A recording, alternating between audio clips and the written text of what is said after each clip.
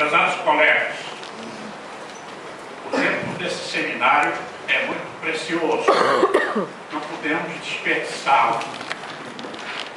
Vamos passar por cima das formalidades para que possamos aproveitar melhor o tempo que os nossos palestrantes vão usar. Abro parênteses para registrar com imenso prazer a presença entre nós da engenheira Sueli Paquerete Bueno, que é a vice-presidente de relacionamento da APES, e o nosso colega Augusto Guimarães Pedreira de Freitas, que é o vice-presidente de tecnologia e qualidade da APES, que vieram especialmente para nos prestigiar.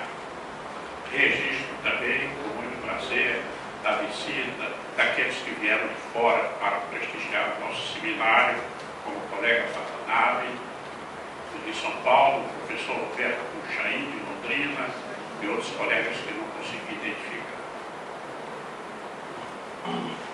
O colapso progressivo guarda semelhanças com aquele castelo de cartas em que, ao se retirar uma carta, ele vem todo abaixo. Ou, quando nós empurramos uma carta, ele sai derrubando todas as outras. O colapso progressivo dos edifícios é semelhante, ou seja, se inicia por um colapso localizado e que progride desproporcionalmente, provocando ruínas exageradas e colapsos exagerados para uma causa de origem. Não quer dizer que todos os edifícios sejam sensíveis aos colapsos progressivos. Alguns são mais, outros são menos. Esse fato foi identificado assim pela primeira vez com o desabamento de um edifício em Londres, que é um conjunto de edifícios residenciais considerado assim de baixa renda, em 1968, com 22 andares e 4 mortos, que causou uma comoção muito grande, porque também havia um fundo político, e que era a primeira vez que se vendiam apartamentos considerados de baixa renda, em edifícios de múltiplos andares. Então essa ressonância política fortaleceu a preocupação também técnica com o colapso progressivo. Nos Estados Unidos, em 1973, já foi realizado um primeiro seminário, como esse que fazemos hoje aqui, para discutir o colapso progressivo. E então a engenharia passou a tomar conhecimento de que havia um fenômeno associado ao colapso localizado, que poderia causar grandes danos, com perda de vidas humanas. Assim também, a engenharia descobriu a ação do vento quando a ponte de Tacoma, sob a ação do vento, foi completamente destruída. Assim também, a engenharia tomou consciência de que era necessário fortalecer as estruturas contra a ação do fogo, depois de passarmos pelas tragédias indescritíveis, como o edifício Joel em São Paulo e outros. Agora nós estamos em frente ao novo conhecimento, ao fato novo na engenharia de estruturas, que é o colapso progressivo. A literatura técnica diz que esse acontecimento não é frequente, mas acontece que entre nós, no Brasil, nos últimos anos, ele ganhou uma frequência inaceitável. Tivemos o edifício Palace 2 no Rio, em 1998, com 22 andares, 8 mortos, 150 famílias desabrigadas. Colapso progressivo. Tivemos o edifício Areia Branca em Recife, em 2004, com 12 andares, 4 mortos. Tivemos o edifício Real Classe em Belém do Pará, em 2011, com 32 andares e 20 mortos. Tivemos o edifício Liberdade no Rio, no centro do Rio, que fez desabar mais outros edifícios, o Liberdade com 21 andares, o outro com 10 andares, um terceiro com 4 andares. Nesse ano de 2012, com 22 mortos. Tivemos o edifício Senador em São Bernardo do Campo, que teve um colapso progressivo no ano de 2012, com 13 andares e 2 mortos. O objetivo do nosso seminário é o de despertar essa consciência técnica para a necessidade de identificarmos o colapso progressivo como um fenômeno associado a rupturas localizadas que pode ter resultados assim muito trágicos. E com isso possibilitarmos o seu estudo, aprofundarmos o seu conhecimento e partirmos, conseguirmos por fim a normatização desse assunto na nossa atividade profissional.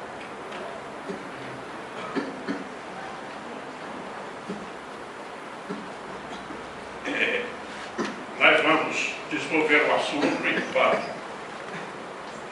partes. A primeira parte é conceituação e caracterização, pelo colega Álvaro Paz. O segundo é o estudo de casos, os edifícios que não tinham muita sensibilidade ao colapso progressivo, e o estudo de casos de edifícios que tinham uma resistência ao colapso progressivo. Essa parte será desenvolvida pelos colegas Felipe Crisberto Carrillo e o colega Carlos Terceiro. Em seguida, examinaremos os métodos de projeto de estruturas resistentes ao colapso progressivo pelo nosso colega José Augusto Mascarenhas.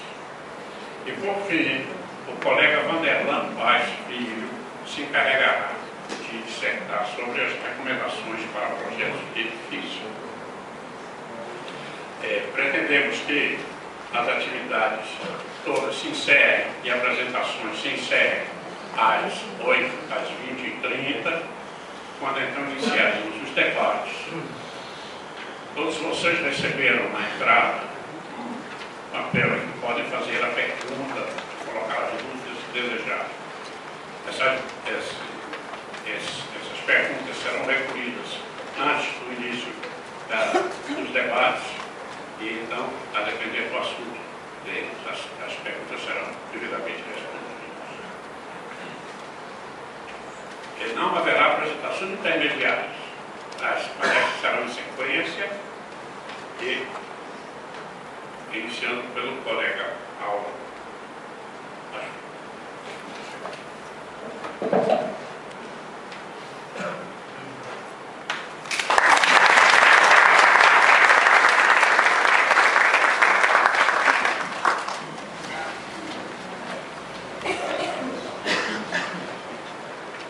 Boa noite a todos. Gostaria de começar a apresentação.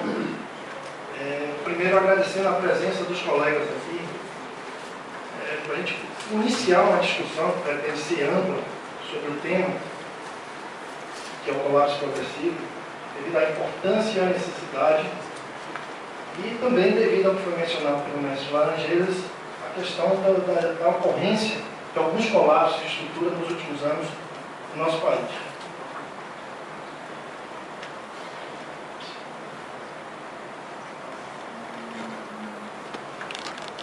Eu diria assim, vamos começar, não desde o início, porque existem relatos de colapso progressivo em outras situações, mas o caso do edifício do Roma Ponte, já mencionado também pelo professor Laranjeira, aproximadamente 40 anos atrás, despertou a atenção do meio técnico e dos órgãos normativos, dos países desenvolvidos. A partir de agora eu vou fazer uma leitura desses conceitos normativos que na verdade são muito parecidos, com palavras-chave diferentes, mas que conduzem aos mesmos fundamentos básicos. Para os ingleses, a edificação deverá ser construída de maneira que, na ocorrência de um acidente, ela não entrará em colapso de forma desproporcional à causa inicial. Nessa, digamos assim, definição, a gente pode enfatizar a palavra construída. Então, refere-se à fase de construção. No Eurocode, as estruturas devem ser projetadas e construídas de forma que não sofram danos de forma desproporcional à causa inicial, quando submetidas, por exemplo, a incêndio, explosões, impactos, consequências de erros humanos. Podemos comentar que essa definição acrescenta a fase de projeto em relação à primeira. A primeira foi uma definição mais ampla, mais genérica, e nessa introduz a fase de projeto, algumas ações excepcionais e erros humanos como causas. Para os canadenses, indo agora para a América do Norte, o colapso progressivo é um fenômeno no qual ocorre a propagação de uma ruptura localizada inicial de elemento para elemento, resultando no colapso de toda a edificação ou de forma desproporcional de partes dela. Nessa definição, a gente consegue ver a palavra propagação de uma ruptura inicial localizada. Ainda para os americanos, o ANSI diz assim: edifícios dos outros sistemas estruturais devem possuir integridade estrutural, que significa ser capaz de permanecer estável após uma ruptura inicial localizada, impedindo a sua propagação de forma desproporcional. Aí a gente pode frisar integridade estrutural.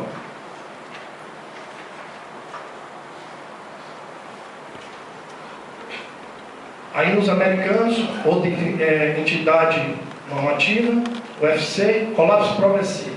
Ruptura de elementos estruturais em cadeia que se estende de forma desproporcional quando comparada a uma ruptura inicial localizada. Nesse texto a gente pode retirar reação em cadeia de elemento para elemento. E por fim, que eu considero talvez uma definição que contém todas as outras de uma forma mais simplista, digamos assim, é uma propagação, que é a do SCE, uma propagação de ruptura localizada de um elemento estrutural para outro, podendo resultar no colapso de toda a estrutura ou de grande parte dela, desproporcional ao evento inicial causador. Bom, portanto, a partir desses conceitos normativos, podemos sintetizar as definições em dois fundamentos básicos. Primeiro, reação em cadeia. Segundo, um efeito desproporcional ao efeito inicial causador. Reação em cadeia e efeito desproporcional, efeito final desproporcional. Bom, quando então nós poderíamos afirmar que esse efeito é desproporcional? Ou melhor, como definir o limite entre o proporcional e o desproporcional? Ainda baseado no colapso do Ronan Point, da Inglaterra, e em alguns documentos normativos, define-se que podemos chamar de colapso progressivo quando a propagação horizontal é superior a 15% da área de piso ou do pavimento, ou maior do que 100 metros quadrados. Como também se a propagação vertical for superior a 2 pavimentos adjacentes, 2 andares adjacentes. Bom, uma vez definido o colapso progressivo, a pergunta passa a ser: o que poderia provocar o colapso progressivo? Quais seriam as causas? Primeiro, erros de projeto, imperfeição humana. Erros de projeto são inerentes à condição humana, né? Então, eles podem ocorrer. Segundo, erros durante o processo de construção, que na verdade significa adoção ou escolha de técnicas construtivas inadequadas. Terceiro, ações variáveis abusivas. Então, o que seria isso? Seria cargas superiores às previstas, sejam durante a construção, sejam durante a vida útil, alteração das cargas de utilização, mudança da ocupação. Quando você projeta, você imagina que uma determinada edificação vai ser utilizada para um determinado fim, depois, ao longo dos anos, resolve-se mudar a ocupação, o fim e as cargas que vão atuar sobre a edificação podem ser bem superiores e provocar um colapso progressivo.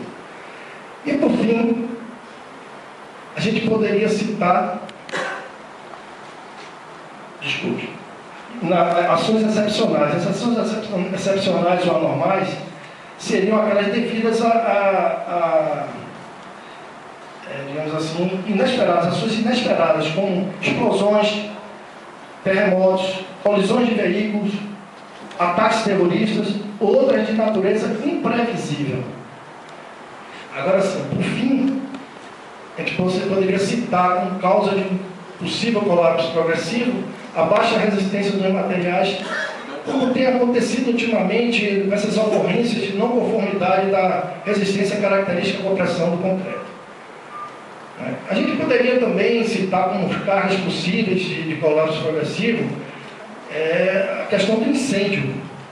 Mas o incêndio, que poderia dizer que estaria entre cargas normais e anormais, uma situação intermediária, devido a já haver prescrições normativas com relação a essa ação.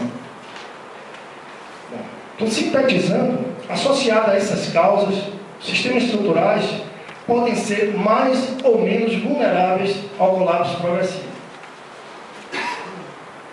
Então, qual seria o objetivo? O objetivo seria diminuir a vulnerabilidade do sistema estrutural, ao colapso progressivo. Então, nós temos que procurar evitar estruturas vulneráveis.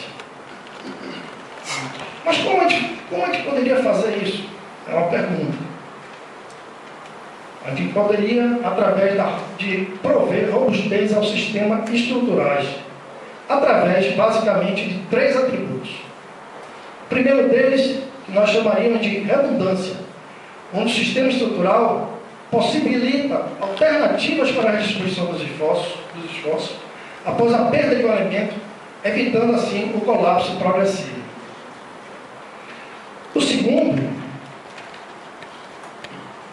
seria a ductilidade, onde o sistema estrutural possibilita a ocorrência de deformações excessivas, retardando ao máximo a ruptura final. Por último, poderíamos conseguir também a robustez estrutural através da continuidade, quando os elementos estruturais devem estar interligados, monolíticos e peristáticos, possibilitando assim uma redistribuição dos esforços horizontalmente e verticalmente. Observem que sem esse atributo, esse terceiro atributo, a continuidade, é impossível a gente conseguir o primeiro, que seria a redundância. Bom, passamos agora a definir quais os critérios para uma robustez aceitável. Nós temos atributos. O que a gente deve levar em consideração para definir essa robustez? Primeiro, quanto à exposição. Devemos levar em conta qual a funcionalidade da edificação. Por exemplo, escolas, instalações militares, instalações hospitalares, industriais, residenciais, etc. Segundo, devemos levar em conta a sua localização. Seria uma edificação próxima à zona de riscos, construções militares, diplomáticas, instalações industriais com risco de explosões? Devemos considerar também a possibilidade de cargas anormais, aquelas que já mencionei anteriormente, explosões de gás, terremotos, furacões, tornados, colisões de veículos, terrorismo, ações terroristas. Levar em conta níveis de riscos e consequências. Bom, nesse caso, certos riscos são inerentes ao sistema estrutural e outros são inerentes à natureza da ocupação. É importante a gente dizer que nós precisamos aceitar certos riscos para alcançar nossos objetivos. Por último, levar em consideração a vida útil. Trata-se de uma edificação, uma instalação provisória? Trata-se de uma edificação que a gente pretende ter uma vida média, sei lá, 30 anos, 20 anos? Ou uma construção, uma edificação de uma vida mais longa? Tudo isso a gente deve levar em consideração. A seguir, também precisamos definir critérios quanto à vulnerabilidade. Onde devemos, primeiro, considerar as recomendações e as normas técnicas específicas. Segundo, definir ou estabelecer o nível de controle dos processos construtivos. Terceiro, estabelecer o nível de controle dos materiais. Qual o nível de controle dos materiais que nós precisamos ter para aquela determinada edificação? E, por fim, permitir a possibilidade de reparos e inspeções emergenciais, como, por exemplo, na concepção, imaginar pavimentos com galerias técnicas que sejam de fácil inspeção, para a gente poder monitorar a estrutura a depender da sua utilização. Obrigado.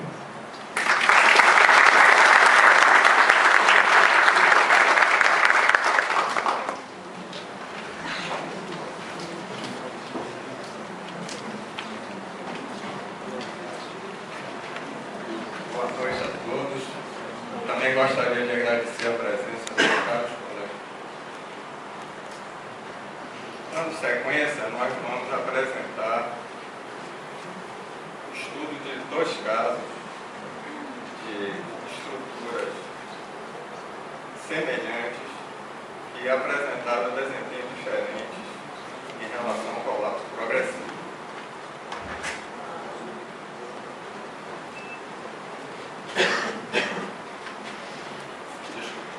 São os dois, o edifício Ronald Point e o Volta Towers, todos os dois têm estruturas pré-moldadas. O primeiro foi submetido a uma extrusão interna de gás, enquanto que o segundo sofreu uma extrusão externa de um caminhão-bomba.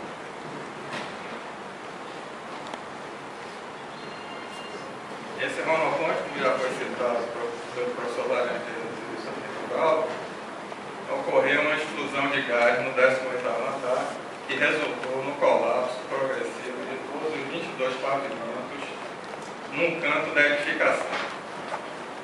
Esse edifício Ronald Point foi um prédio de 22 andares com 5 apartamentos por andar, de quarto e sala e de 2 quartos, que foi construído nos anos de 66 e 68 na periferia de Londres para abrigar a residência de uma faixa de população de faixa de renda mais baixa. Também, como mencionou Álvaro, apesar de não ter sido o primeiro exemplo de colapso progressivo de estruturas, devido à desproporcionalidade do evento, o acidente despertou a atenção do meio técnico e das agências governamentais para a necessidade da prevenção do colapso progressivo. Então, o Ronald Point foi um divisor de águas para a preocupação com esse fenômeno do colapso progressivo. Eu vou descrever rapidamente a estrutura, as principais características da estrutura do Ronald Point. Era uma estrutura em lajes e paredes pré-moldadas de concreto armado, com lajes sustentadas pelas paredes do piso imediatamente inferior. Ou seja, as paredes eram portantes. As lajes e as paredes com conexões aparafusadas preenchidas por argamassa. Então essas lajes eram encaixadas nas paredes e eram aparafusadas com esse preenchimento de argamassa, mas sem nenhuma armação de continuidade. Ou seja, não tinha nenhuma armação entre as lajes e as paredes. Um exemplo, houve uma explosão de gás no 18º andar com a expulsão da parede portante externa do anel. É importante frisar que essa parede ela não foi destruída, ela foi expulsa. Tal a fragilidade da ligação da laje com a parede. Então, com a perda dessa parede, houve desmoronamento dos pavimentos acima do 18º e, consequentemente, as lajes e paredes moeram em cadeia. Então, é como se o colapso fosse dividido em duas etapas. Nós tivemos a etapa da perda da parede do 18º andar, causando o colapso de todos os andares acima e, posteriormente, o impacto e peso dos escombros do 19º ao 22º pavimento, causando colapso em cadeia do 18º pavimento ao térreo. Ou seja, esse impacto na laje do 18º resultou no colapso da laje do 18º e, em seguida, as demais lajes em cadeia. E o colapso foi desproporcional, porque a área impactada foi maior que 20 vezes a área inicial. Essa é uma planta baixa do apartamento. O Ronald tinha 5 apartamentos por andar, de quarto e sala e 2 quartos. E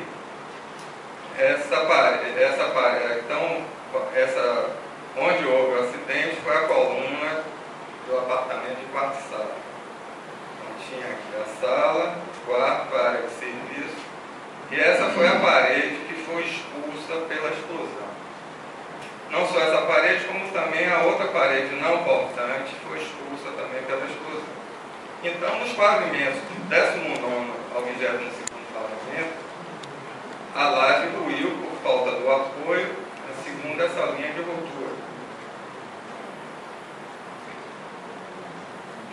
E essa figura mostra o início do colapso do 18º pavimento, que foram 4 vítimas fatais e 17 feridos.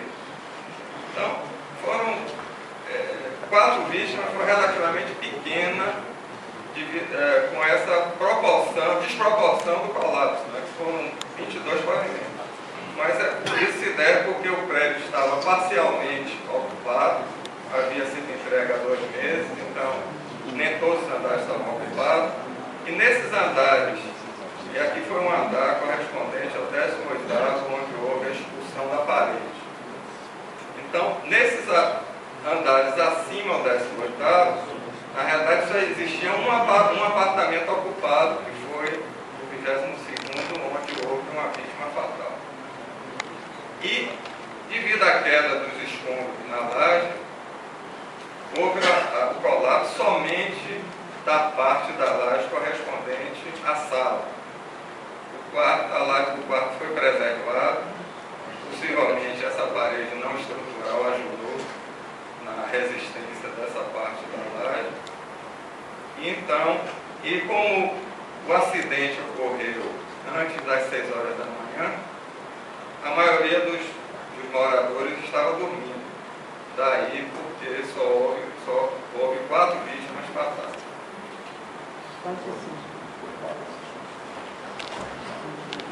As conclusões da investigação do colapso mostraram que o colapso foi devido à deficiência nas ligações entre as lajes e a parede. Como mencionei anteriormente, as lajes eram encaixadas e aparafusadas nas paredes, sem nenhuma ligação da laje com a parede. E além disso, não haviam caminhos alternativos para a redistribuição das forças. Ou seja, essa estrutura era um castelo de cartas sem nenhuma redundância. Os ensaios demonstraram também que essa parede externa que foi expulsa, ela sobreviveu à tragédia, com algumas mostrando que realmente essa explosão não foi de grande magnitude.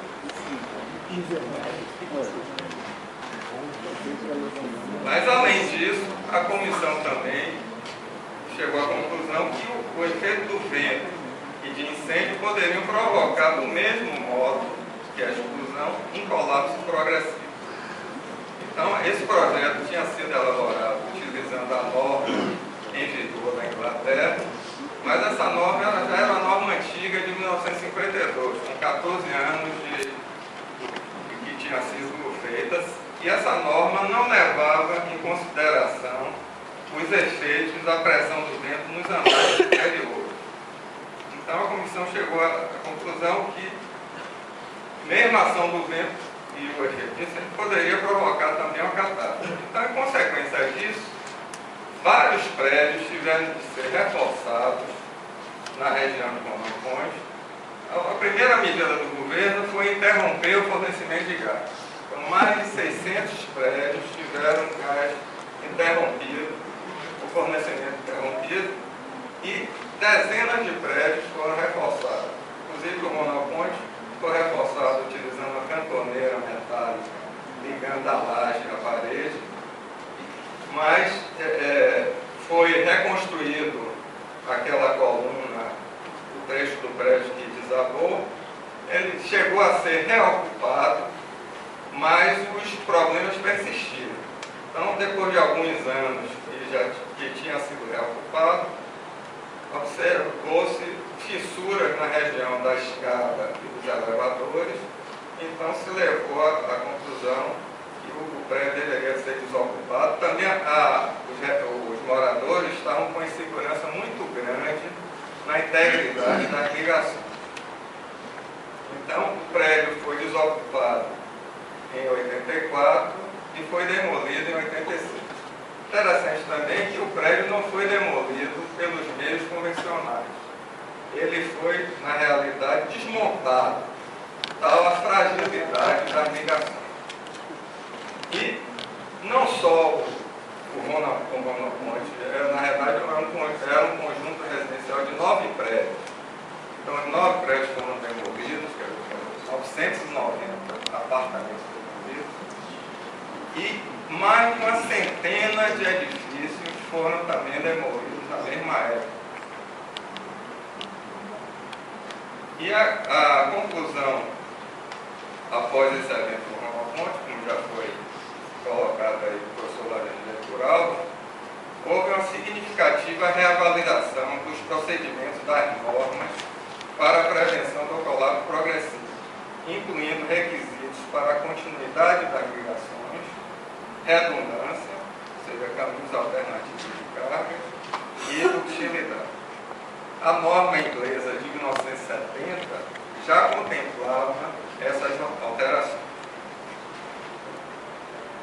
Vou mostrar em seguida um outro prédio que, semelhante em termos de sistema estrutural ao Monoponte, que foi um conjunto na Arábia Saudita destinado à residência de militares estrangeiros. Esse prédio sofreu um ataque de um caminhão-bomba. A característica da edificação, a estrutura era bastante semelhante ao Monoponte, com lajes e paredes pré-moldadas de concreto armado.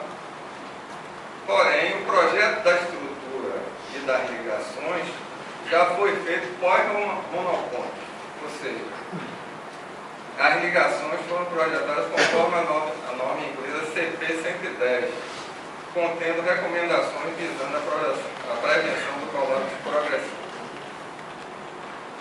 E nesse dimensionamento da armação das ligações, foi utilizado o método indireto para o dimensionamento das armações de continuidade, que vai ser assunto da apresentação de Augusto em seguida. Esse é um detalhe da laje, da extremidade da laje. Observe que havia uma armação em forma de U, traspassando a armação sobre o apoio. Nessa armação em forma de U, 2 cordoalhas foram enfiadas, passando por esses ganchos, e na extremidade das lajes, ela era chanfrada para permitir o grauteamento dessa parte e a parte sobre o apoio. Aí uma elevação mostrando essa parte clara e a parte foi grauteada no local. E no encontro das paredes havia também uma armação horizontal, que foi também em forma de U, que era traspassada, e por dentro dessa armação passava uma armação vertical, que era emendada, a conexão era feita através desse perfil metálico.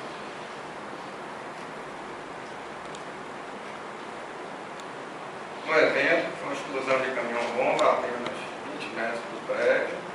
A fachada principal foi destruída e as lajes e paredes internas parcialmente danificadas. Porém, o colapso ficou restrito aos danos iniciais. Isso aqui é uma figura, uma foto aí da cratera. Ela tinha 17 metros de diâmetro, com 5 metros de profundidade. Ela estava bem próxima do prédio. Foram 20 vítimas fatais, foi relativamente pequeno, né? Se houvesse tivesse havido um colapso do prédio, certamente presença mostrando que realmente essa explosão não foi de grande magnitude.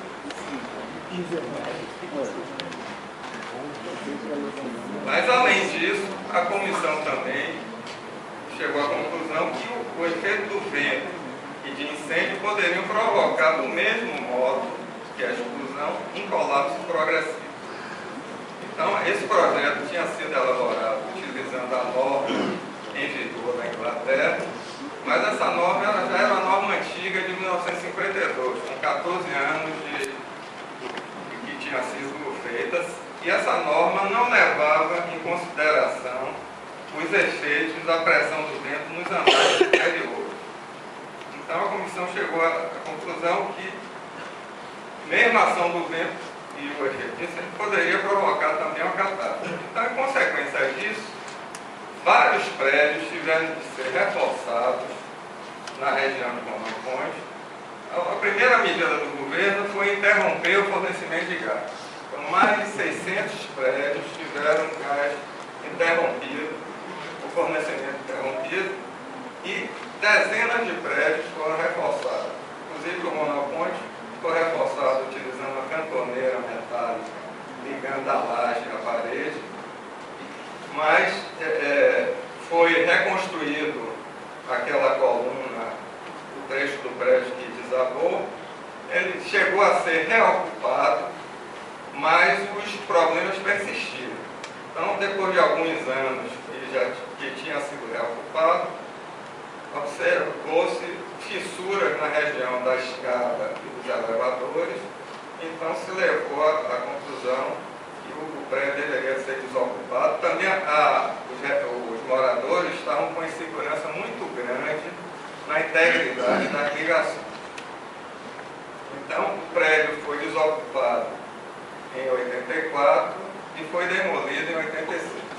Interessante também que o prédio não foi demolido pelos meios convencionais. Ele foi, na realidade, desmontado, tal a fragilidade das ligações. E não só o Monoponte, na realidade era um conjunto residencial de 9 prédios. Então, 9 prédios foram demolidos, 990 apartamentos demolidos, e mais de uma centena de edifícios foram também demolidos na mesma época. E a conclusão, após esse evento do Monoponte, como já foi colocado aí pelo professor Ladrão Cultural, houve uma significativa reavaliação dos procedimentos das normas para a prevenção do colapso progressivo, incluindo requisitos para a continuidade das ligações, redundância, ou seja, caminhos alternativos de carga, e utilidade. A norma inglesa de 1970 já contemplava essas alterações.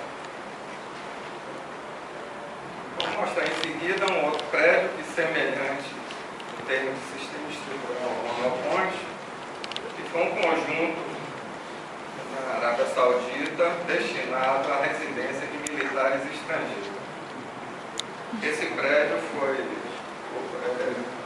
sofreu um ataque de um caminhão-bomba. A característica da edificação, a estrutura era bastante semelhante ao Monoponte. com lajes e paredes pré-montadas de concreto armado. Porém, o projeto da estrutura e das ligações já foi feito pós-monoponto, ou seja, as ligações foram projetadas conforme a norma inglesa CP 110, contendo recomendações visando a prevenção do colapso progressivo. E nesse dimensionamento da armação das ligações, foi utilizado o método indireto para o dimensionamento das armações de continuidade, que vai ser assunto da apresentação de Augusto em seguida. Esse é um detalhe da laje, da extremidade da laje. Observe que havia uma armação em forma de U, traspassando a armação sobre o apoio. Nessa armação em forma de U, duas cordoalhas foram enfiadas, passando por esses ganchos, e na extremidade das lajes, ela era chanfrada para permitir o grauteamento dessa parte e a parte sobre o apoio. Aí uma elevação mostrando essa parte clara e a parte que foi grauteada no local. E no encontro das paredes havia também uma armação horizontal, que foi também em forma de U, que era traspassada, e por dentro dessa armação passava uma armação vertical, que era emendada, a conexão era feita através desse perfil metálico.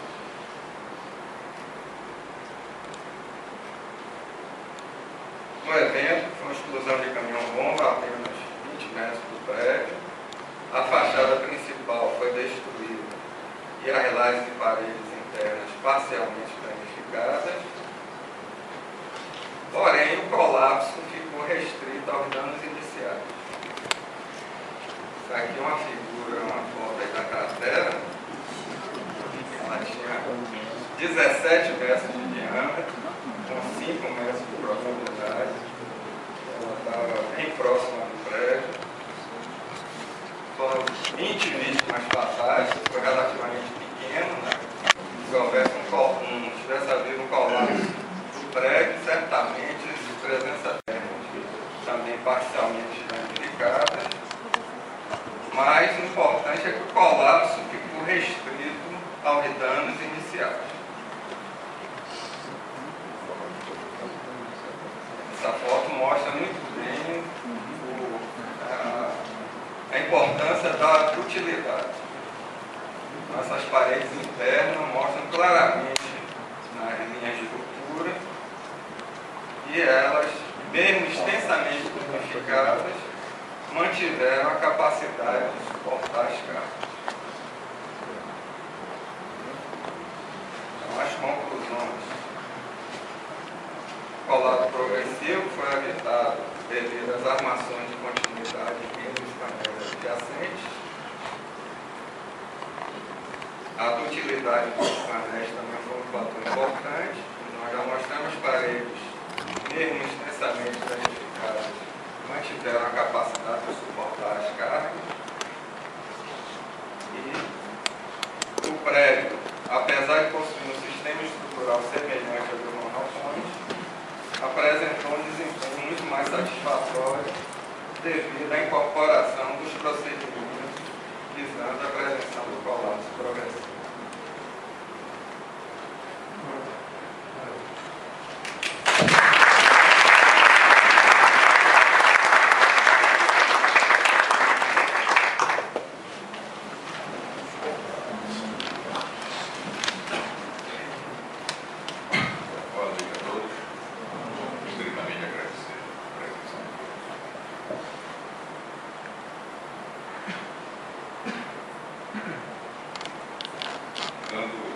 Prosseguimento também a comparação de estruturas semelhantes que tiveram resultados diferentes em relação ao colapso progressivo, vamos colocar aqui mais dois exemplos, casos reais, de estruturas semelhantes, estruturas todas, ambas moldadas no local, ambas também, que vai entrar em detalhe nisso, e sofrer ação de atos terroristas. O edifício Morro de Oklahoma, 1995, o edifício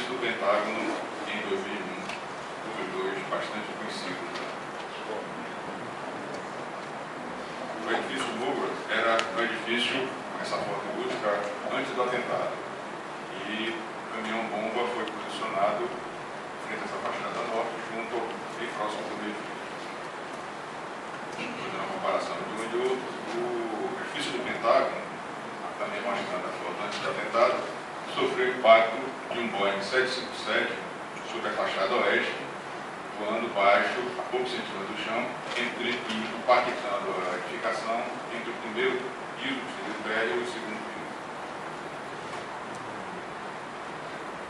O edifício Moura, fazendo uma breve descrição das características da edificação, era um edifício, edifício do governo federal americano do norte para o sul. Foi construído entre 1970 e 1976, seguindo as recomendações do ACI, mas sem nenhuma previsão de sismos ou explosões ou parecidas. Era constituída de uma estrutura porticada, concreto armado montado no local, tinha na direção longitudinal 10 vãos de 6,1 metros, os pilares eram afastados de 6,10 metros, na direção transversal 2 vãos de 10,7 metros. Ela possui uma particularidade, uma peculiaridade, que dá para ver bem aqui, no terceiro piso, ao longo da fachada principal, tinha uma viga de transição com vãos,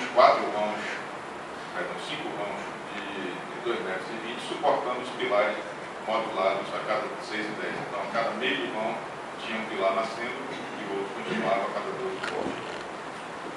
Uma estrutura de baixa ductilidade, realmente não tinha uma estrutura capaz de resistir a colapso progressivo.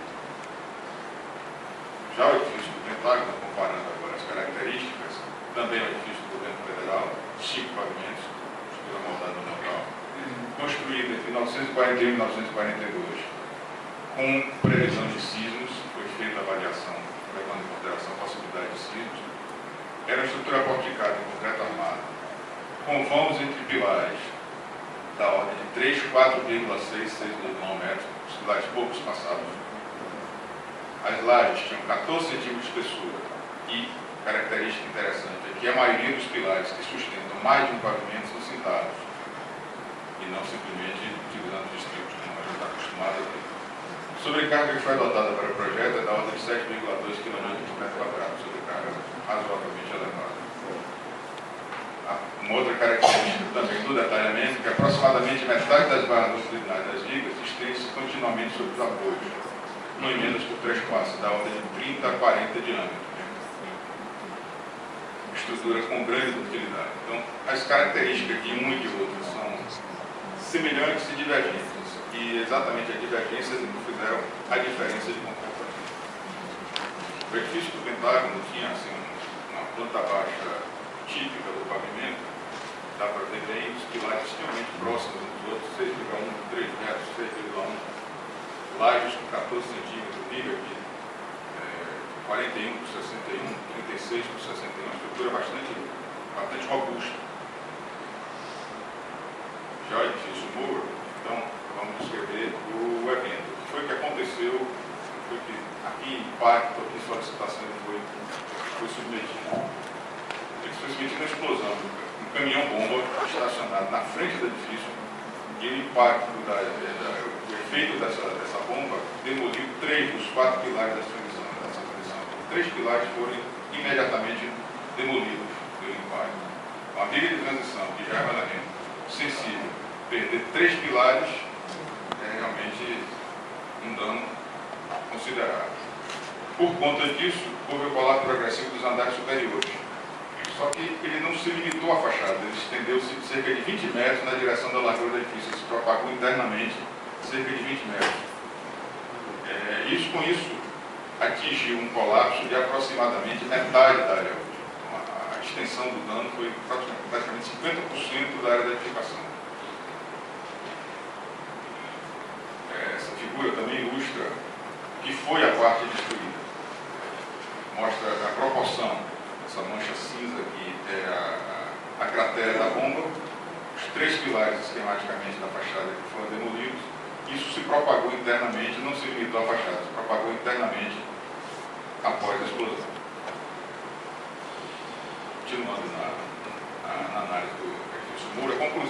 feita uma comissão, montada uma comissão e analisada o que é que poderia se tirar de lição disso aí.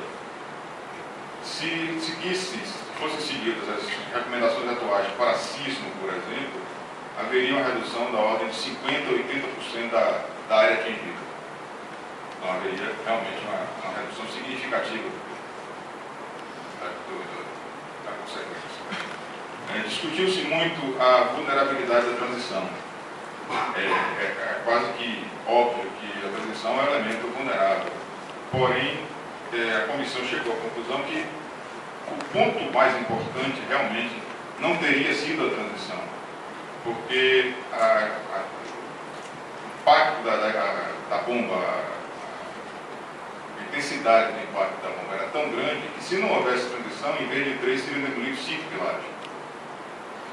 E que o mais importante que não havia é a ductilidade da estrutura e a continuidade das armaduras. Esses pilares poderiam ser demolidos, como foi no caso do Cobar Towers, e a fachada ser comprometida, mas não teria essa propagação para o interior do edifício. E surgiu nesse questionamento, nessa análise da comissão, que apesar da área ser maior do que 100 metros quadrados, estender-se por mais de 2 andares, não teria sido desproporcional à causa da origem, já que a magnitude da explosão foi imensa.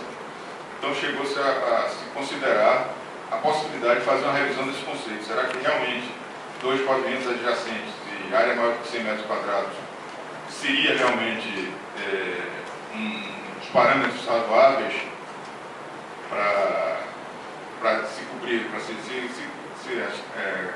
proteger contra uma explosão dessa magnitude? E o que aconteceu? Então aí foi claramente evidenciado com a sequência em cadeia. Primeiro demolir os pilares, a partir daí a viga de transição e, consequentemente, os andares superiores. Como as ligações não tinham capacidade para fazer um novo caminho alternativo de carga, isso foi sendo progredido para o interior do edifício. Essa aqui mostra o estado que ficou realmente o edifício, totalmente danificado, e com 168 vítimas fatais. Com certeza poderiam ter sido minimizadas se houvesse sido algum tipo de prevenção ao colapso progressivo. Comparativamente, o Pentágono, o evento foi também um atentado terrorista, onde um Boeing 757 atingiu a fachada com a velocidade de 850 km por hora e avançou aproximadamente 95 metros para o interior do prédio. Nesse rastro do impacto, 50 pilares do primeiro piso foram imediatamente devastados pelo impacto da aeronave. Porém, nenhuma parte do edifício entrou em colapso imediatamente. Ele se manteve, a estrutura se manteve em pé, vamos dizer assim, e provocado pelo forte incêndio que seguiu o impacto e pela perda de coluna das vigas de pilares, uma parte dos pisos superiores entrou em colapso, somente cerca de 20 minutos após o impacto. Se manteve incólume, vamos dizer assim, até durante 20 minutos. Dessa maneira, muitas vidas foram salvas em decorrência da capacidade da estrutura de evitar o colapso progressivo. Realmente pode-se dizer que ele evitou o colapso progressivo. Essa foto, só para dar uma ideia, essa área, esse trapézio maior aqui, é a área que foi realmente atingida sofreu, vamos dizer assim, pelo impacto. Esse triângulo aqui no meio é o que foi atingido realmente pelo avião. O avião chegou a penetrar cerca de 70 metros no interior e atingiu uma área de largura da ordem de 20 metros, 27 metros. E esse trecho alavancado aqui mostra a área que posteriormente entrou em colapso. Dá para ter uma ideia da dimensão relativamente pequena do que aconteceu e ainda levou 20 minutos para ocorrer. Algumas coisas interessantes aqui é o seguinte, análise depois dessa estrutura, a comissão também foi analisar, alguns pilares, principalmente os pilares citados, eles eles perderam o contato da laje com as vigas, eles, na verdade, não romperam, não ruptura por cisalhamento. Eles mantiveram as armaduras longitudinais intactas. E houve pilares que deformaram lateralmente cerca de vários diâmetros. Então, as deformações foram grandes. O que essas duas observações dá para a gente depreender daí perfeitamente que ele se comportou em uma estrutura absolutamente dúctil. A ductilidade foi muito importante nesse resultado. Conclusões, então, da análise. Esse sistema aporticado redundante, com muitos apoios e alternativas diversas da distribuição dos esforços, para o caso de colapso localizado. Então, os pilares serem próximos e extremamente a presença de vários apoios passava a carga para os pilares vizinhos. O fato de serem pequenos pontos entre pilares. Outra coisa importante, muito importante, aliás, é a continuidade das armações inferiores da viga sobre os pilares. Essa continuidade, nós vamos ver adiante aí, a importância realmente dessa continuidade das armações, que não existia no caso do edifício Moura e que foi um dos pontos negativos para o comportamento do edifício, que foi a falta exatamente dessas armaduras contínuas que permitem a redistribuição de cargas, caminhos alternativos de carga. Outra coisa é que o projeto era para sobrecarga elevada e a grande ductilidade, a capacidade residual de carga dos pilares cintados. Se nós tivéssemos trabalhado, se isso aqui tivesse feito com os pilares construídos, como normalmente se usa, uma quantidade muito maior de pilares teria sido destruída. E ainda tem uma consideração adicional, que é a capacidade das paredes externas de atuar com as paredes para fazer o caminho de carga alternativo. Essa é a foto da área quinta de colapso após a remoção dos escombros. Um total de 184 vítimas fatais. Provavelmente atingidas pelo próprio impacto do avião. A quantidade, dada a ocupação, dada a quantidade de pessoas nessa edificação, é uma quantidade relativamente pequena. Teria sido, não que seja pequena, mas teria sido muito maior se nós estivéssemos tratando com uma estrutura não prevista de colapso progressivo. Vou agora fazer rapidamente alguns exemplos ilustrativos de ocorrência de colapso progressivo, a maioria delas aqui. O edifício Palace do Rio de Janeiro. 8 vítimas fatais. Que aqui a gente pode tentar ilustrar. Um dano em um localizado em um pilar fez com que cerca de 25% da planta baixa viesse abaixo completamente. Depois disso, por consequência dos escombros, mais 5% foi atingido. Dá para a gente perceber aqui, acredito que dá para perceber, que não tem realmente redundância, não tem um caminho alternativo de cargas e houve realmente praticamente uma ruptura da planta baixa nesse ponto. O resto da estrutura não tinha nem como pegar, nem como receber carga, porque não tinha elemento de ligação, não tinha diga, não tinha uma armadura ligando uma parte a outra. Realmente isso aí foi abaixo.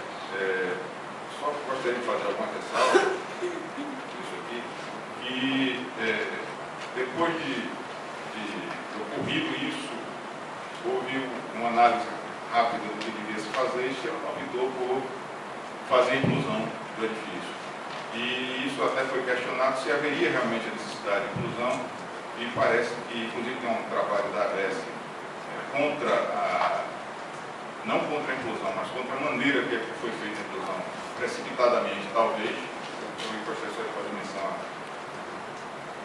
a isso. Outro caso, edifício de verdade, que ruiu atingindo 2 prédios vizinhos. Isso também está claro na memória de todos nós. E alguma coisa, pelo que a gente pôde ver, a remoção de algum elemento importante pelo nono pavimento, provocou a ruína dos pavimentos superiores, daí propagou-se até embaixo e demoliu mais 2 prédios vizinhos. Isso é um caso claro que talvez acenda para a gente uma luz vermelha, porque a gente fica com os exemplos que a gente tem clássicos aqui de atos terroristas, que a gente não tem esses casos aqui, mas esse é um caso típico e recente de que realmente o colapso progressivo está entre nós.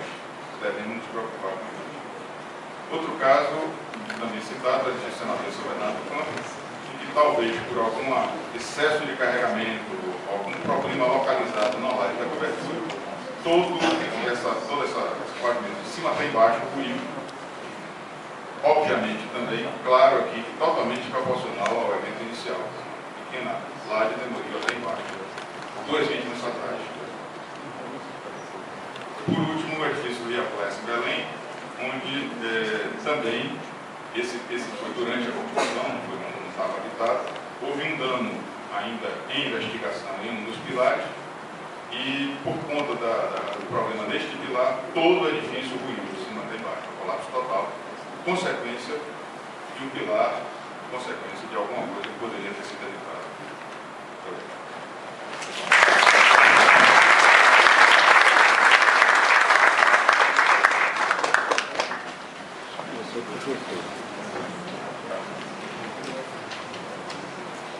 Boa noite a todos. Boa noite a todos. Boa noite. Vou falar sobre métodos de projeto de estrutura resistente ao colapso progressivo. O objetivo fundamental é salvar vidas ao reduzir a extensão dos danos e evitar o colapso desproporcional da edificação, pelo menos até que tenha sido evacuada. Uma estrutura projetada e construída de maneira adequada para cargas normais possui uma razoável probabilidade de não entrar em colapso sob ações excepcionais. Todavia, é tecnicamente muito difícil e economicamente proibitivo projetar estruturas com segurança absoluta contra colapso. Entretanto, é possível projetar e construir estruturas com pequeno acréscimo de custo com aceitáveis níveis de segurança contra o colapso progressivo. Para isso, vou falar um pouco sobre, de uma maneira qualitativa, sobre o método direto e o uso dos métodos e recomendações internacionais. Esse último item é para aqueles que querem dar continuidade ao estudo desses métodos com maior profundidade. Inicialmente, o método direto é uma aproximação simplificada, prescritiva, que consiste em prover à estrutura um nível mínimo de resistência, continuidade e ductilidade, através de conectividade entre os diversos componentes estruturais. Ele é recomendado pelas normas inglesas desde 70, desde o episódio do Ronald Point já falado, mostrando-se eficaz em seus objetivos, isto é, suprir a estrutura de suficiente robustez para lidar com diversas formas de ações excepcionais não definidas. Particularmente apropriado o projeto de edifícios de layouts modulados e que não possuem um importante sistema de transição de cargas. Não exige análise adicional da estrutura. Basta acrescentar ao projeto medidas de detalhes que aumentem a robustez e integridade estrutural, como, por exemplo, a seleção do sistema estrutural, uma disposição adequada de pilares, ao dimensionamento das peças e detalhamento das ligações. As recomendações para a integridade geral da estrutura podem ser formuladas sob forma de prescrições, isso é, resistência mínima das ligações entre os elementos, de continuidade de amarrações entre peças. É de fácil utilização, de aplicação genérica, pois independe da causa dos danos. Apesar de não basear-se em cálculos detalhados da resposta das estruturas, as ações excepcionais permitem redistribuir as cargas das regiões danificadas para outras, atenuando o colapso. O conceito de amarrações de tais. O conceito de amarrações é o conceito mais importante do método direto. Quer dizer, através de cargas gravitacionais, como mostra a figura, pela perda de um suporte, e grandes deformações, quer dizer, deformações significativas, surgem trações nessas armaduras de continuidade pelo efeito da catenagem. Então, pressupõe-se que todos os elementos estruturais têm interligações capazes de transferir a capacidade requerida na tração, compressão ou cortante, sem recorrer a condições de atrito. Os elementos principais de uma estrutura devem estar amarrados entre si, de modo a possibilitar a redistribuição de forças, no caso de rupturas localizadas. A capacidade resistente dessas amarrações é considerada inseparável das forças que resultam das ações normais, porém deve ser superior à exigida por essas forças. As armações dispostas para resistir às ações normais de projeto podem ser consideradas como parte ou todo dessas amarrações. Não é necessário que sejam adicionadas as amarrações armações calculadas pelos métodos normais, para as forças normais, com as armações calculadas pelas prescrições do método indireto. Aí vemos uma figura em que as principais amarrações estão colocadas. As amarrações periféricas, mostradas aí pelas setas vermelhas, né? Em volta do prego. As amarrações internas, que são as azuis aqui, ó, nas duas direções. Outras amarrações horizontais entre pilares, no caso, entre pilares internos e entre pilares de canto, né? E as amarrações verticais, que são essas aqui mostradas pela verde, né? pela linha verde. Nessa figura, existe uma série de informações que eu vou listar aqui agora para vocês. As barras das amarrações devem ser ancoradas devidamente, além das barras das armações com que cruza, de um comprimento de ancoragem ou através de gancho. As amarrações periféricas, elas devem ser consideradas um contorno também das aberturas maiores, quer dizer, no caso de uma abertura interna grande, significativa, deve ser considerado isso como uma armação periférica. As armações periféricas devem ser contínuas, os pilares de canto devem ser amarrados na estrutura nas duas direções perpendiculares. As amarrações internas devem ser dispostas ortogonalmente, devem ser contínuas em todo o comprimento, devem ser devidamente ancoradas nas amarrações periféricas, podem concentrar-se nas vigas ou estender-se para as lajes, por exemplo, 1,20 m é uma recomendação, espaçadas em função do espaçamento entre eixos dos pilares que suportam dois painéis lajes adjacentes. Isso quer dizer, essas amarrações nessa direção vertical, por exemplo, elas são espaçadas, podem ser espaçadas em função da distância entre o eixo desses pilares na direção da amarração. Existem também zonas indicadas para emendas dessas amarrações, tanto as amarrações internas como as amarrações periféricas, nunca próximo dos limites, né, das amarrações periféricas. Desculpa. As amarrações verticais, cada pilar, parede ou parede portante deve ser amarrado continuamente do nível mais baixo ao mais alto. A amarração deve ser capaz, vertical, de resistir à maior força normal de cálculo que é transmitida ao pilar pelo piso mais favorável, considerando aí a cobertura, o forro. Em caso de não continuidade dos pilares, no caso de viga de transição, deve ser realizada uma verificação da integridade da estrutura, assegurando a transferência das cargas da cobertura até o chão. Um exemplo muito simples de cálculo dessa amarração, temos aí no Eurocode 2, no caso para amarração periférica, é uma fórmula prescritiva. Então seria o vão, né, o vão extremo, no caso aqui dessa figura, esse vão, multiplicado por uma força de 10 kN por metro, que daria uma força de 70 kN, né, que é uma força relativamente pequena, 7 toneladas. Vamos agora falar um pouco sobre o método direto. Apoia-se na análise da estrutura com a finalidade de identificar sua capacidade de resistir aos efeitos de uma especificação excepcional. Isso pode ser obtido projetando a estrutura para que possa transferir cargas em torno de um determinado local de ruptura, ou pelo aumento da resistência dos elementos principais a uma especificação excepcional. Exigem análise numérica mais sofisticadas se comparadas às usadas na análise dos projetos usuais sobre cargas normais. Essas análises, só para exemplificar, podem ser estática linear ou dinâmica linear, estática não linear ou dinâmica não linear. O método direto, um dos dois métodos do método direto, é o método de caminhos alternativos de carga. Consiste em projetar a estrutura para suportar cargas por caminhos alternativos de transferência de esforço em caso de perda de um elemento importante de sustentação. Permite uma verificação formal da capacidade do sistema estrutural e resistir à remoção de elementos específicos, por exemplo, um pilar de fachada. A estrutura deve ser capaz de transferir as cargas de projeto com relação ao colapso progressivo para os elementos não afetados. As conexões e as armações e amarrações devem ser projetadas para resistir às ações resultantes. Nessa figura aí vemos alguns meios, né, uma figura muito simples, uma estrutura reticulada, porticada, de como na perda de um pilar, por exemplo, interno, surgem efeitos, digamos, nas vigas de catenária e de membrana nas lajes, a ação de suspensão do próprio pilar, na parte superior do pilar que foi danificado, como também nos pilares adjacentes à ação de suspensão.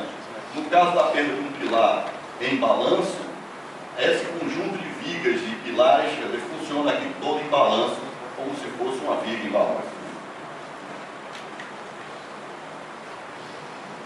O sucesso depende muito da correta seleção dos elementos críticos. Por exemplo, no método de prêmios alternativos de cargas, é importante que você escolha, é uma escolha que você vai fazer, de que elementos você vai tirar para analisar a estrutura. Então você pode remover elementos externos ou internos importantes, um por um. Não é tirar 4, 5 elementos ao mesmo tempo, em posições críticas, no caso. Remover elementos em locais onde a geometria da estrutura muda e planta. Como exemplo, aí para exemplificar isso, temos aí uma sugestão de tirar elementos de fachada, do canto, pilar de canto, como elementos intermediários, pilares intermediários de fachadas menores da fachada maior, como também em caso de edifícios, em que o espaço de acesso público tenha nessa área escurada, alguns pilares, outros pilares também devem ser escolhidos para fazer análise. Não exige, portanto, a caracterização específica do que teria provocado a remoção do elemento, sendo, portanto, uma abordagem independente do tipo de ação excepcional. No caso de estruturas aporticadas, só para exemplificar também, a área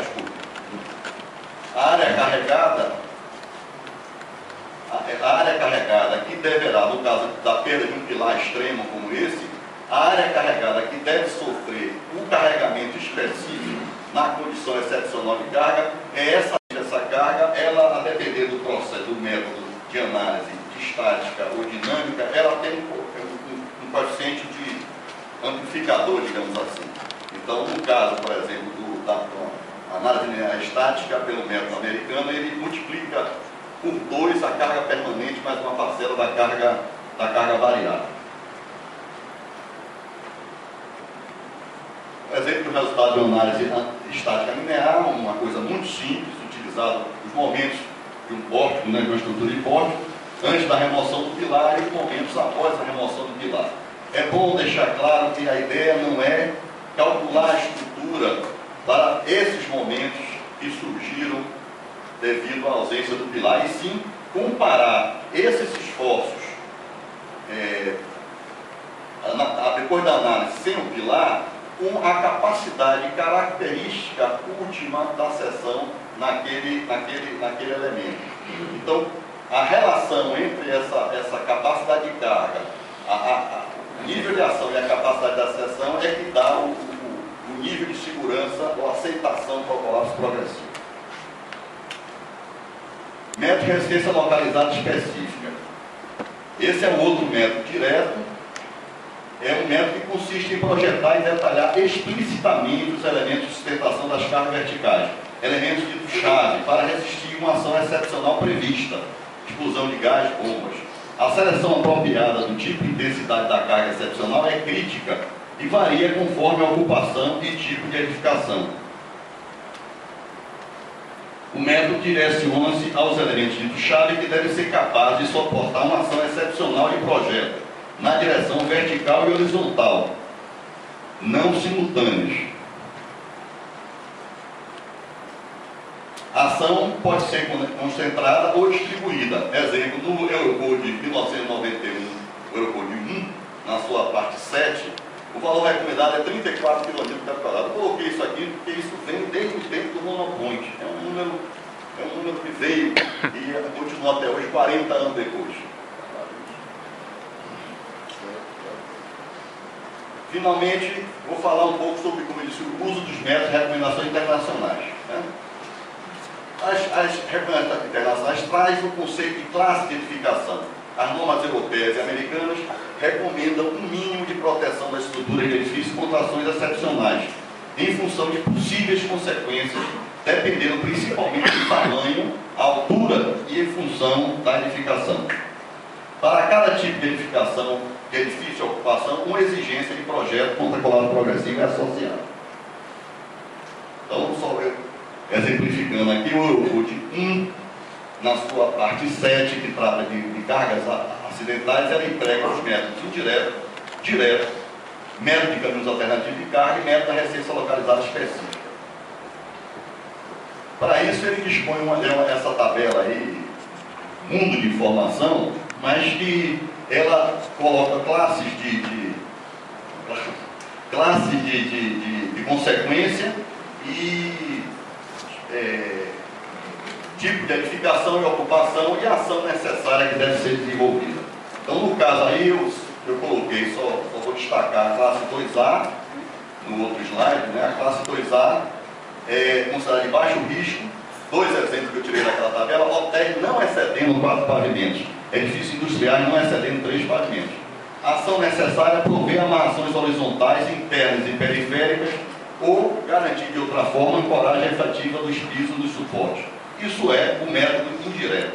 Quer dizer, para outras classes, no caso a 2B, o método, o Eurocode já prescreve que você deve usar o método direto de alternativa de carga, e no classe 3 já o método de resistência localizada específica. Uma norma americana que existe, bem bastante detalhada, é a GSA, General Service Administration.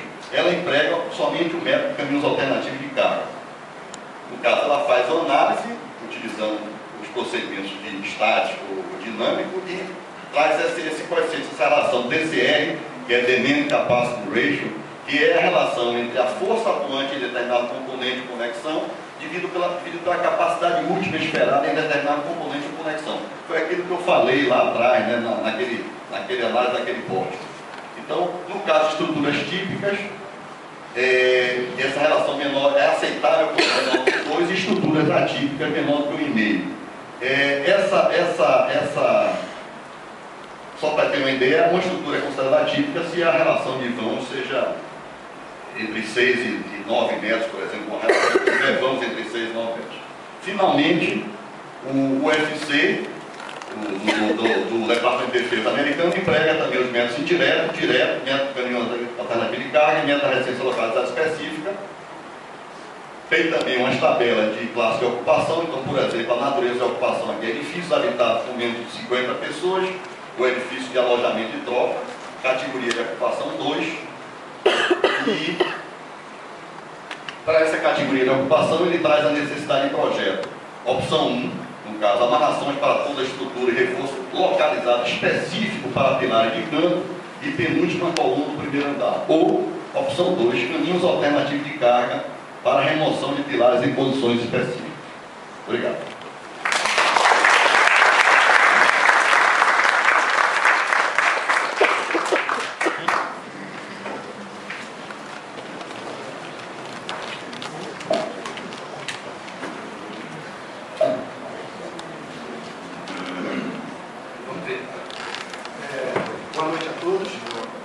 Boa noite a todos. Eu vou tratar das recomendações para projetos de edifícios. Vou procurar ser sucinto dentro do possível. Nós estaremos limitados aqui apenas à estrutura de concreto armado. Tá? A experiência tem demonstrado que as consequências do colapso progressivo podem ser substancialmente reduzidas com procedimentos em projeto de baixo custo, procedimentos esses relacionados com a concepção estrutural ou com o detalhamento dos elementos estruturais.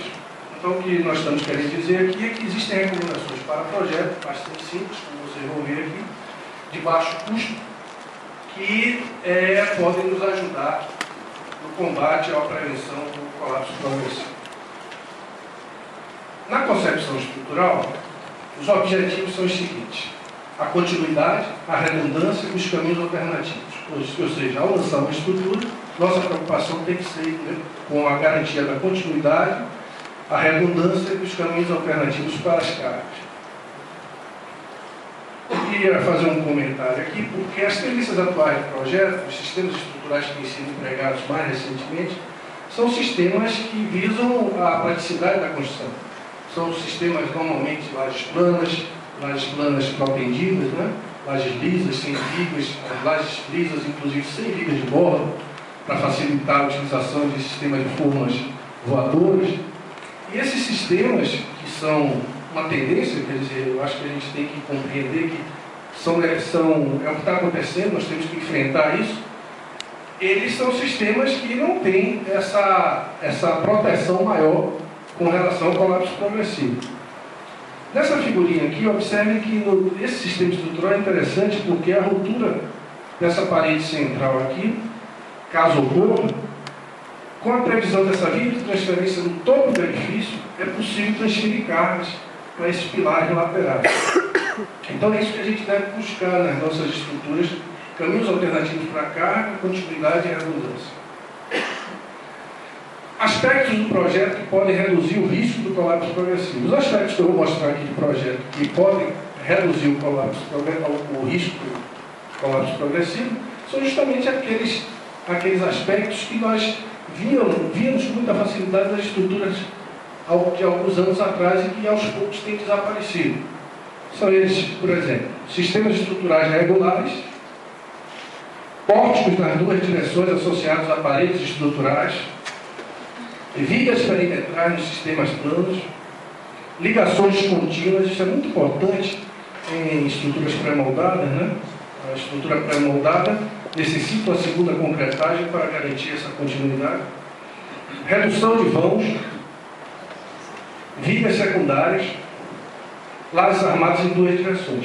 Então, essa lista de aspectos do projeto que podem reduzir o risco do colapso progressivo, essa lista a gente não consegue mais ver nos projetos mais modernos, os projetos que nós temos utilizado. Isso eu estou enfatizando somente para chamar a atenção de que nós não estamos aqui pretendendo andar contra a maré, não é isso. Já que nós temos a necessidade de utilizar sistemas modernos com redução dessas garantias que nós temos aqui, nós precisamos nos preocupar com o colapso progressivo mais ainda.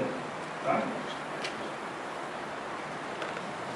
Pilares afastados das fachadas. Isso é muito utilizado ultimamente nos países desenvolvidos, quando eles estão preocupados com terremoto, afastar os pilares da fachada para que aqueles carros-bomba não cheguem tão próximos dos elementos de sustentação. Um dos aspectos que reduz bastante o risco do colapso progressivo, que foi utilizado no Pentágono, é a compartimentação, que consiste em se evitar a propagação do colapso, seja horizontalmente, através de juntas de separação, ou seja, os setores aqui no Pentágono são bastante definidos através de juntas de separação. Caso ocorra o colapso de um determinado setor, o setor vizinho está desligado daquele primeiro. Na vertical, os pavimentos intermediários dos prédios altos, que são normalmente utilizados como uma alternativa para transições de instalações, são chamados pavimentos técnicos, podem ter uma maior robustez para garantir que o colapso propagando verticalmente pare naquele edifício que tem uma robustez, ou naquele pavimento que tem uma robustez maior, devidamente projetado para receber esses escombros. Então, a compartimentação é também um aspecto que controla esse risco de colapso progressivo. Mas nós temos os detalhes de maior risco, né? Entre eles, a descontinuidade com transições. Essa figurinha aqui do lado direito, vocês estão vendo o prédio do Citicorp em Nova York, né? o símbolo do capitalismo americano, esperando lá um carro-bomba, né? Nesses dois pilares. E é uma descontinuidade. Todas as transições são elementos de maior risco, né? Como também grandes excentricidades, reduções que nós fazemos em pilares, muitas vezes pilares paredes de edifícios altos, a partir de determinado pavimento, a gente faz uma redução daquele pilar parede, daquele núcleo de inércia, porque não precisa de tanta rigidez, mas a gente não pode esquecer que ao fazer essa redução nós estamos criando a excentricidade desse elemento de sustentação e que qualquer efeito anormal, qualquer carga anormal que possa ocorrer, fica com os seus momentos fletores bem majorados devido à excentricidade, às grandes excentricidades. Sistemas isostáticos são elementos de risco, ótimos para serem utilizados na indústria pré-moldada, fáceis de serem executados, mas são realmente sistemas de risco. sistemas unidirecionais, porque não permitem a distribuição de esforço na direção transversal. Fazendo um comentário sobre esses detalhes com maior risco. Nesses casos, o que nós fazemos, e vamos continuar fazendo, é nós aumentamos a resistência local. Qualquer um de nós aqui que já projetou uma viga de transição usa um fatorzinho de segurança um pouco mais elevado, ou seja, eu diria que sim, nós somos mais generosos no dimensionamento das armaduras e das seções transversais desses elementos de risco. Mas o que se está pretendendo a partir de agora, com essa necessidade de se projetar contra o colapso progressivo, é a utilização de métodos científicos mais objetivos, né? Entre eles o método direto. Então, no caso de mercados com maior risco, com certeza nós vamos ter, no futuro bem breve, que utilizar o método direto de avaliação de risco do projeto. Ocorre uma inversão e uma multiplicidade de esforços na estrutura que precisam, de alguma forma, nem que seja por recomendações simples de detalhamento, serem previstos. No caso de estruturas moldadas em loco e estruturas pré-moldadas, a diferença está apenas na forma de construir, porque nós continuamos exigindo, devemos continuar exigindo nas estruturas pré-moldadas esses mesmos 3 objetivos que nós acabamos de falar. Isso pode ser feito com a famosa segunda concretagem, né? A armadura de continuidade na capa desse sistema estrutural aqui, a viga pré-moldada, com a laje concretada depois. A armadura de continuidade é colocada tanto na face superior da viga quanto na face inferior.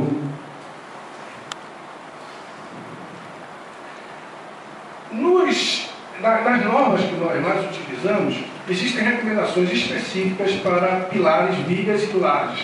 Entretanto, não na profundidade que vocês viram aqui, Augusto falar sobre os métodos, etc., e de outras normas.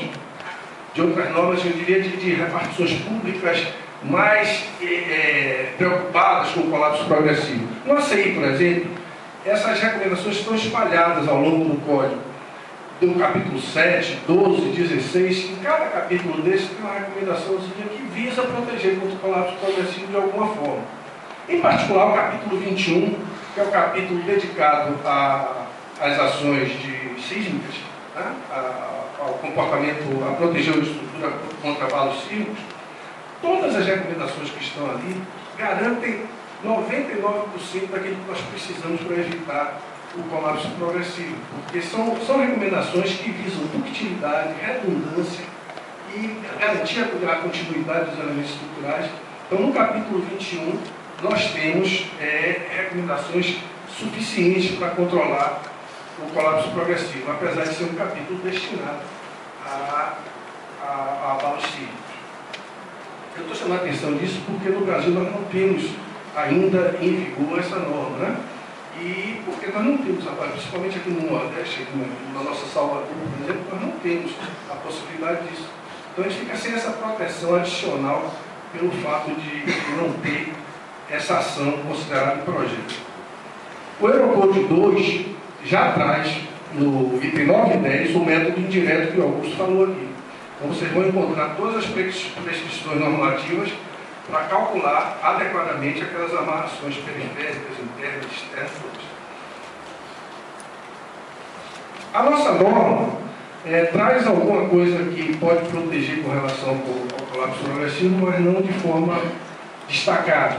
No capítulo 14, nós temos aquelas condições de ductilidade que garantem a formação de rótulas plásticas, aqueles limites para a posição de alinhamento de elementos fletidos. E no capítulo 19, alguma coisa sobre a armadura para colapso progressivo de lajes, caso lajes planas, aquela armadura que nós devemos colocar no perímetro crítico de punção para resistir ao colapso progressivo. Mas uma coisa muito incipiente aí. Bom, vamos tratar agora elemento por elemento. Eu vou mencionar algumas recomendações para projeto aqui que visam proteger de uma certa forma com relação ao colapso progressivo. No caso de pilares, o mais importante é o confinamento. Esta figura mostra que a presença de confinamento faz com que a ductilidade apareça nos pilares. Os pilares são elementos comprimidos, de concreto e aço. O concreto é um material frágil, um material que tem uma ruptura com uma deformação pequena. Entretanto, uma vez confinado, observem como essa curva muda, essa curva de carga versus deformação.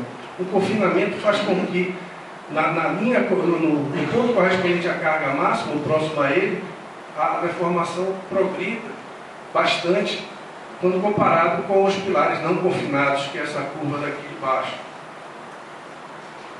Isso ocorre porque, com o confinamento, uma região do pilar é restrita a sua deformação, é confinada, através dessas bielas que vocês estão, essas forças de confinamento aqui, que convergem para o ponto de encontro das barras longitudinais com os estribos. Então dá para perceber, nessa figurinha daqui, que quanto mais barras nós tivermos ligadas com estribos, mais área de concreto confinada nós temos na seção transversal. Da mesma forma, ao longo da coluna, ao longo da altura, quanto mais próximos estiverem os estribos, maior a área confinada ao longo da altura. A área protegida, a área que vai ter uma capacidade de deformação maior. Observem aqui que essa região central aqui, que está distante dos dois estribos, é bem reduzida. Já próximo aos estribos, nós temos uma área maior confinada. Então, nos pilares, o confinamento pode ser feito de duas formas. Através da armadura transversal, eu acho que isso todo mundo já vem procurando fazer, principalmente aqueles que trabalham com concreto de alta resistência, né? Mas, além disso, chamar a atenção nessas configurações aqui, de A, B, C, D, que a configuração com mais barras longitudinais travadas pela armadura transversal, essa configuração é a mais adequada para garantir o confinamento dos pilares. Alguns detalhes adicionais é garantir a formação de rótulas plásticas das vigas, ou seja, num nó desse aqui, o pilar deve ser dimensionado para um esforço superior àquele que causa a formação das rótulas nas vigas. Emendas por traspasse de tração para amarrações verticais. Augusto mostrou aqui que na perda de um apoio surgem pilares vizinhos, esforços de tração.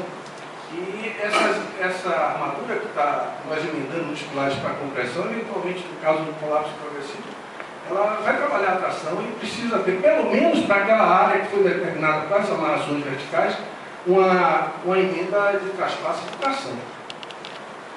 Prevê esforços adicionais nos pilares vizinhos aos de canto, principalmente. Porque na perda do pilar de canto, quem vai ter que segurar o barco são os pilares vizinhos. Então eles devem ser dimensionados para uma carga maior do que aquela usual. As vigas. No detalhamento das vigas para cargas usuais, o que é que todos nós fazemos? Nós cobrimos o diagrama de momentos fletores. Então, na zona de momento negativo, colocamos uma armadura. Na zona de momento positivo, nós colocamos a armadura na face inferior. E detalhamos isso procurando cobrir o diagrama de momentos fletores. Acontece que quando há a perda de um pilar central, como esse aqui, há uma inversão de esforço. Nessa região central, onde os momentos eram negativos, nós passamos a ter momentos positivos, né? E nessa região, portanto, a armadura precisa estar contínua ou adequadamente trespassada para garantir a capacidade, inicialmente, com pequenas deformações, de absorver esses momentos positivos se agigando, mas com grandes deformações para trabalhar com verdadeiros tirantes, né, de viração de catenário. Além disso, a ductilidade é muito importante. Isso pode ser conseguido com o uso de estribos pouco espaçados nessas regiões próximas aos nós dos pilares. Eu queria chamar a atenção que uma das preocupações que a gente tem que ter no dimensionamento das vigas é garantir uma ruptura dúctil. Ou seja, em primeiro lugar, a ruptura deve ser por flexão e não por cisalhamento. No caso de explosões, a inversão de esforço fica clara no vão, no meio do vão. Né? No caso de uma explosão, você pode ter momentos negativos no meio do vão, e usualmente nós temos momentos positivos da carga gravitacionais, por exemplo. Por isso, o ACI 318 traz essas recomendações que estão aí dessa figura. A armadura superior deve ser contínua e ter uma área de aço de pelo menos 1/6 da armadura necessária para o maior dos momentos negativos que estiver atuando para as cargas normais. Então nós fazemos o projeto, achamos a máxima armadura negativa no vão, a maior delas, de um lado ou do outro, 1/6 sexto dessa armadura tem que ser traspassado adequadamente nessa região ou contínuo. A mesma coisa com relação à armadura positiva, mas para a armadura positiva é necessário um pouco mais de armadura, 1/4 da armadura máxima do vão. Isso se deve ao fato de se ter observado na prática que durante a ruptura, o colapso, essas armaduras superiores não são tão efetivas porque elas se desprendem do concreto. Então é importantíssimo também utilizar estribos fechados, como esses que vocês estão vendo aqui, para evitar esse desprendimento da armadura superior. Então essas recomendações do ACI são de que o sexto da armadura superior deve ser contínua. Quando eu falo contínua, vocês estão entendendo que elas podem ser emendadas desde que essa emenda seja adequada, com soldas ou com a classe especial de emenda, que chama no Código Americano, a classe A, corresponde a uma emenda igual a uma vez o comprimento de ancoragem.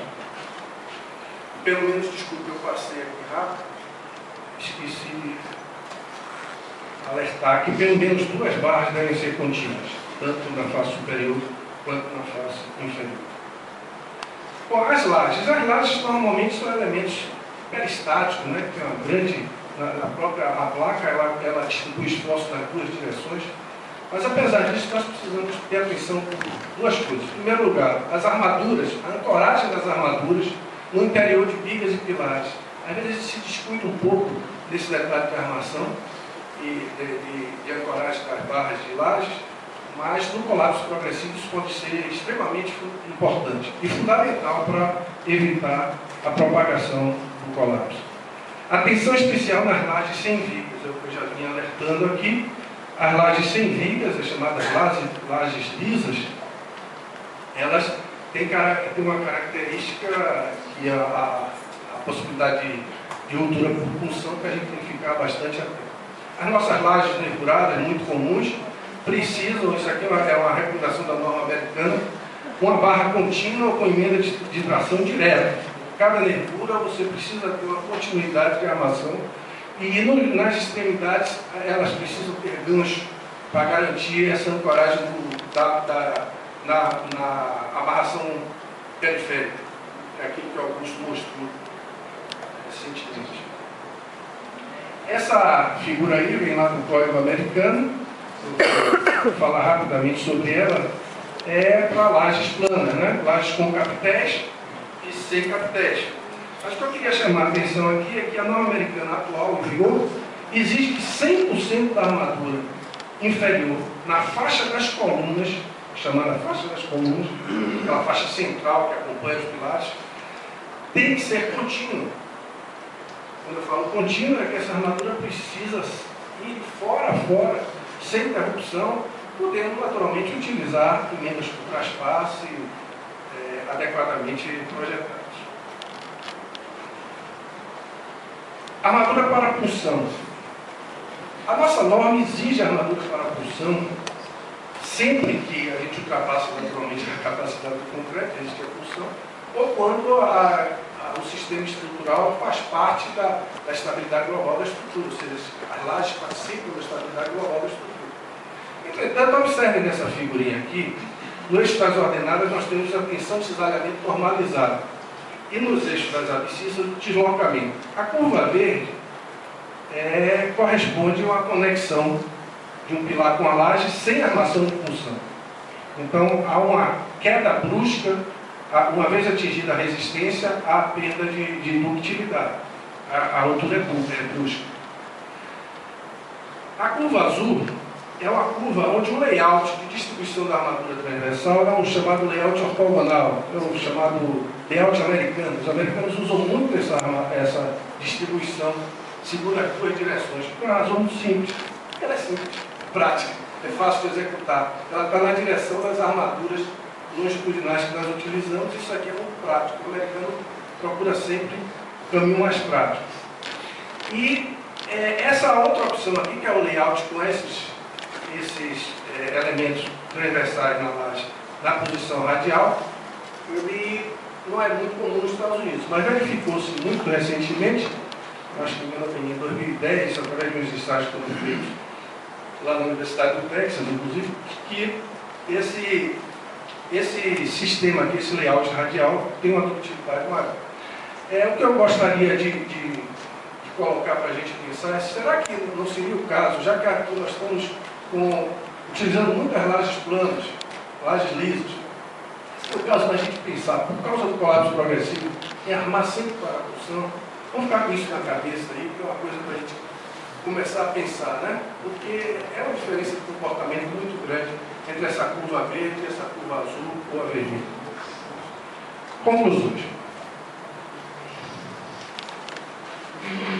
O risco de colapso progressivo, apesar de baixo, deve ser considerado nos projetos devido às suas consequências sobre as vidas humanas. Eu gostaria de fazer um comentário aqui sobre essa conclusão.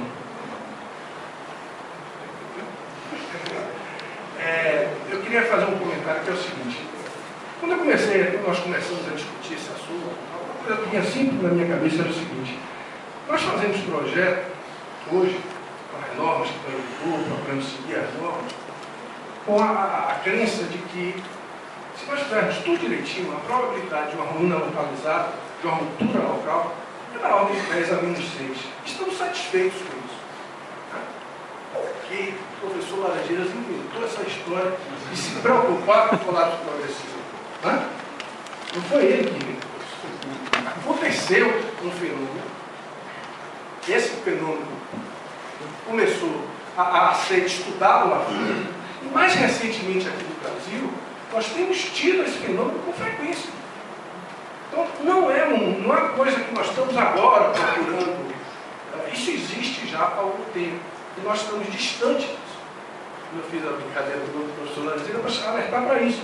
É uma coisa que já vem, que já está acontecendo há muito tempo. E nós, até agora, não prestamos atenção a esse detalhe. E a coisa está muito próxima. Vocês viram quantos exemplos nos últimos anos. E as consequências desse colapso são sobre as vidas humanas. Nós perdemos vidas. Então, essa história de que nós já estamos com um nível de segurança adequado, passava pela minha cabeça, isso é completamente. Primeiro porque nós estamos agora com um fenômeno novo, é uma coisa nova. Nós temos aquela probabilidade de 10 a menos 6 para aquelas cargas usuais, aquela situação usual do projeto. Nós estamos com um fenômeno, não é tão novo assim, mas que está chegando próximo da gente. Outra coisa, pessoal, nossos sistemas estruturais, hoje, são de muito maior risco do que de antigamente. Então, apesar de baixo, ele deve ser considerado nos projetos. Por método direto, indireto, ou apenas por recomendações práticas como essas que eu citei, a possibilidade de ocorrência de cargas não previstas, explosões, impactos de veículo ou erros de projeto e construção. As normas brasileiras ainda não prescrevem objetivamente métodos de análise e projeto capazes de minimizar as consequências do colapso progressivo. Entretanto, os atributos que nós vimos aqui para a robustez estrutural me parece que devem ser exigidos. A gente deve começar a discutir esse assunto. Né? E parece que a finalidade desse seminário é, como o professor disse, alertar para esses fatos. Né? Vamos começar a discutir esse assunto, vamos ver como nós vamos encaminhar, como é que talvez a gente possa colocar isso nas nossas normas, para realmente a gente avançar. É uma situação nova de projeto, é um fenômeno novo, como foi o vento lá na ponte da ponte, né? E a gente tem que enfrentar. É claro que nós vamos ter sempre incerteza do progresso econômico. A incerteza é inerente à vida humana. Né? Nós vivemos num mundo de incerteza, nós não sabemos nem até quando nós vamos estar aqui. Então, a incerteza faz parte da nossa vida. Acontece que quando a gente sabe que isso pode trazer consequências para as vidas humanas, a gente tem que começar a se preocupar. Eu me lembrei agora do trabalho do professor João Green na Universidade do Texas, que ele comentava, eu vou fantasiar um pouquinho, mas era uma coisa mais ou menos assim. Imaginem que vocês possam construir uma casa para a família de vocês, num campo de golfe, protegido de todos os lados, por forças armadas que vão impedir um ataque terrorista, altas barreiras que vão impedir a ação de ventos fortes, que vocês possam até controlar a possibilidade de terremotos. Ainda assim, algum de vocês gostaria de morar numa casa que não tivesse redundância, continuidade, caminho alternativo do carro. Depois de tudo que nós estamos vendo que pode acontecer com sistemas isostáticos, sistemas que não têm essa redundância, não tem essa... Eu acredito que nenhum de nós apostará nisso, né? Mesmo porque, até nas tarefas mais simples, o simples telefonema, a gente pode ter um colapso progressivo.